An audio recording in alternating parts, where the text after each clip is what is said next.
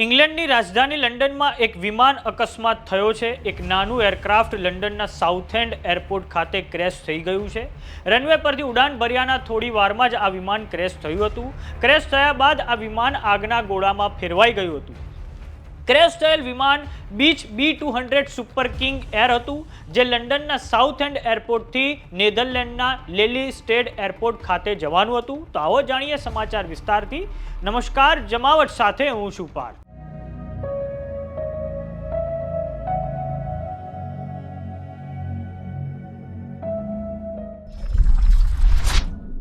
ઇંગ્લેન્ડની રાજધાની લંડનમાં એક વિમાની અકસ્માત સર્જાયો છે.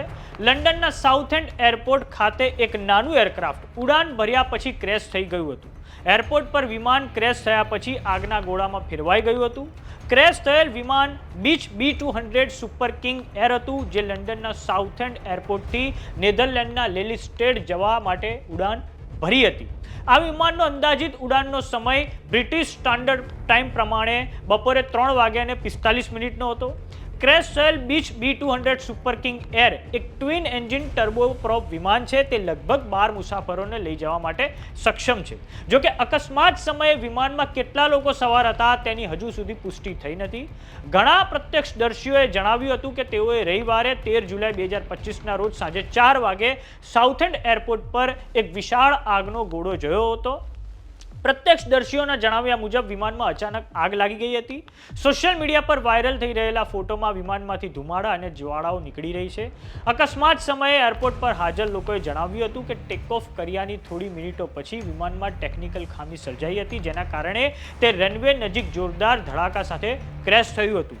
અકસ્માતની જાણ થતાં જ એસેક્સ પોલીસ એટલે કે ત્યાંની જે સ્થાનિક પોલીસ છે, ફાયર બ્રિગેડ અને એમ્બ્યુલન્સ ઘટના સ્થળે પહોંચી ગઈ અને બચાવ કામગીરી તેમણે શરૂ કરી દીધી હતી. વિમાનમાં કેટલા લોકો સવાર હતા તે આંકડો હજુ સુધી સ્પષ્ટ સામે નથી આવ્યો, પરંતુ સ્થાનિક વહીવટીતંત્ર અને ઉડ્ડયન સત્તાવાળાઓ દ્વારા મૃતકોની સંખ્યાની પુષ્ટિ કરવામાં આવી રહી છે.